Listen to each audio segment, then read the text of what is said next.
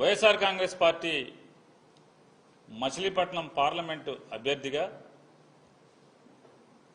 రాష్ట్ర ముఖ్యమంత్రి మరియు వైఎస్ఆర్ కాంగ్రెస్ పార్టీ అధ్యక్షులు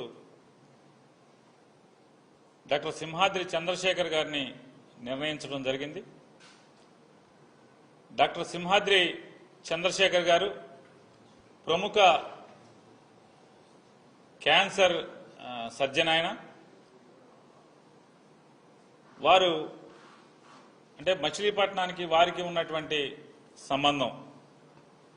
వారి తండ్రి గారు కూడా అవనిగడ్డకి 3 పర్యాయాలు శాసనసభ్యుడిగా సింహాద్రి సత్యనారాయణ గారు అని చెప్పని 1985, 89, 94 ఈ 3 టర్ములు కూడా డాక్టర్ సింహాద్రి చంద్రశేఖర్ గారి తండ్రి గారు సింహాద్రి సత్యనారాయణ గారు శాసనసభ్యులుగా, అలాగే 10 సంవత్సరాలు ఆంధ్రప్రదేశ్ రాష్ట్ర అవిభాజ్య రాష్ట్ర మంత్రిగా ఎన్టీ రామారావు గారితోనూ తర్వాత కూడా ఆయన మంత్రిగా పనిచేయడం జరిగింది.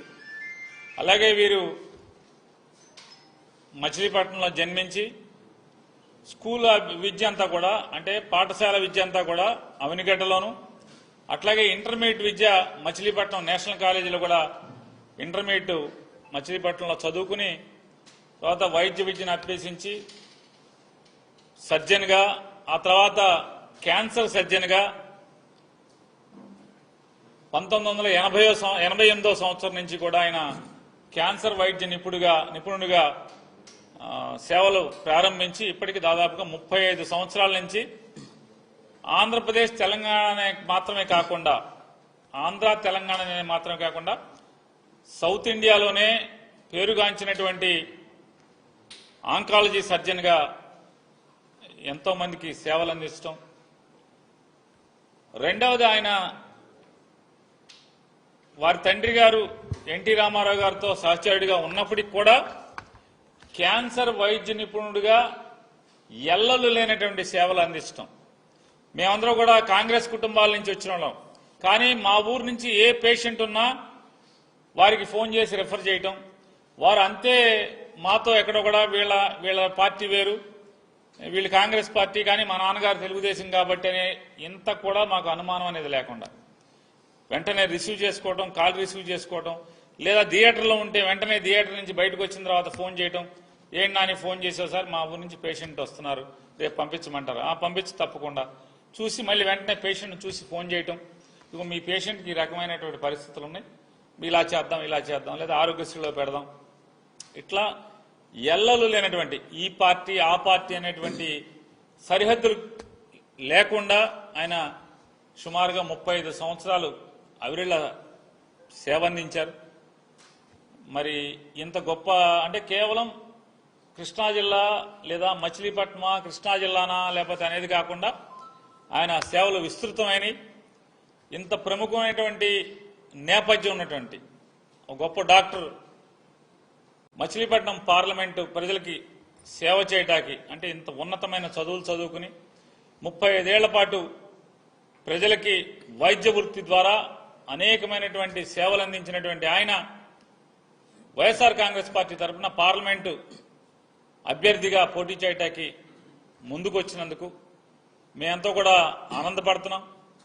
ఒక మంచి అభ్యర్థిని పార్లమెంటుకి పోటీ చేయటానికి, అలాగే మేము వెళ్ళి మాతో పాటు ఎమ్మెల్యే ఓటు మాకు, అలాగే ఎంపీ ఓటు పలానా ఆయనకి చంద్రశేఖర్ గారికి వేయమని అడగటానికి కూడా మాకు కూడా ఉత్సాహం వచ్చేట్టు, 7 ఎమ్మెల్యే అభ్యర్థులకు కూడా ఉత్సాహం వచ్చేట్టుగా మంచి అభ్యర్థిని, ఇమేజ్ ఉన్నటువంటి అభ్యర్థిని, ఉన్నత చదువులు చదువుకున్నటువంటి అభ్యర్థిని, అట్లాగే విస్తృతమైనటువంటి విషయ పరిజ్ఞానం ఉన్నటువంటి భారతదేశం పట్ల, ఈ వ్యవస్థ పట్ల, ప్రపంచం పట్ల విస్తృతమైనటువంటి అవగాహన ఉన్నటువంటి మంచి వ్యక్తిని వైఎస్ఆర్ కాంగ్రెస్ పార్టీ పార్లమెంట్ అభ్యర్థిగా మచిలీపట్నానికి అందజేసినందుకు జగన్మోహన్ రెడ్డి గారికి మా జిల్లా ప్రజలందరి తరఫున ఆయన్ని మనస్ఫూర్తిగా కృతజ్ఞతలు, అభినందనలు తెలియజేసుకుంటున్నాం.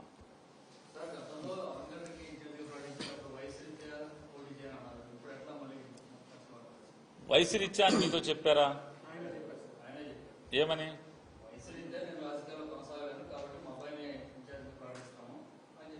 దేనికి? అసెంబ్లీకి ఇప్పుడు ఈయన పోటీ చేస్తున్నది దేనికి?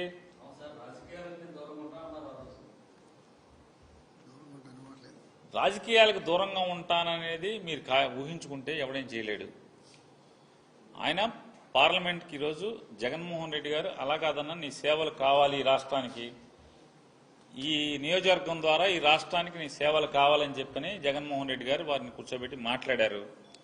నీ అంత ఇమేజ్, ఇంత గొప్ప పేరు ప్రఖ్యాతులు ఉన్నటువంటి వ్యక్తి రాజకీయాల్లోకి రావటం వల్ల రాజకీయాల మీద పోను పోను మనుషులు విలువలు లేకుండా ప్రవర్తిస్తున్నటువంటి ప్రస్తుత పరిస్థితుల్లో కేవలం అధికారమే కాంక్షగా, పదవి మాత్రమే కాంక్షగా ఇవాళ మనుషుల్ని అటుదూక చూసేటువంటి ఈ పరిస్థితుల్లో నీలాంటి నిబద్ధత ఉన్నటువంటి వ్యక్తి నాకు అవసరం అని చెప్పని జగన్మోహన్ రెడ్డి గారు కోరిన కోరిక మీదట సరే అయితే నేనే పార్లమెంట్కి వస్తానని చెప్పి ఆయన చెప్పిన విషయాన్ని మీకు తెలియజేస్తాను.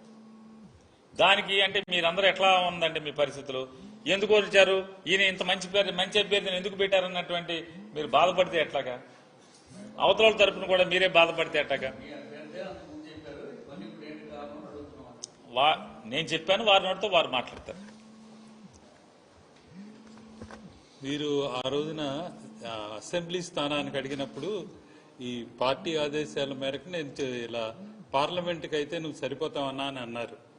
అందుకని అసెంబ్లీకి వదులుకొని పార్లమెంట్కి కంటెస్ట్ చేయమని సీఎం గారు చెప్పారు. దాని నుంచే కంటెస్ట్ చేస్తున్నాను.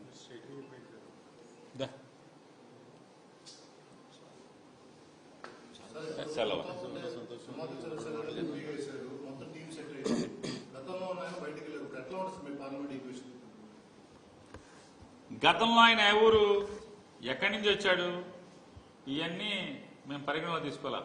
జగన్మోహన్ రెడ్డి గారు పెట్టాడు, జగన్ గారు ఇమేజ్ మీదే గెలిచారు.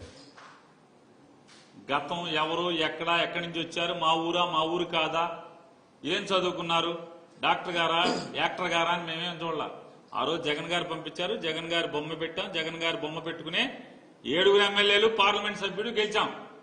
కాబట్టి ఎవడ కర్మ ఆడు అనుభవిస్తాడు. ఇవాళ ఒక మంచి డాక్టర్ని జగన్మోహన్ రెడ్డి గారు పెట్టారు. ఆ డాక్టర్ గారిని తీసుకుని జగన్ గారు బొమ్మ పెట్టుకుని 7 అసెంబ్లీ ఎమ్మెల్యేలు అట్లాగే పార్లమెంట్ సభ్యుడు గెలిచి మళ్లీ వస్తాం.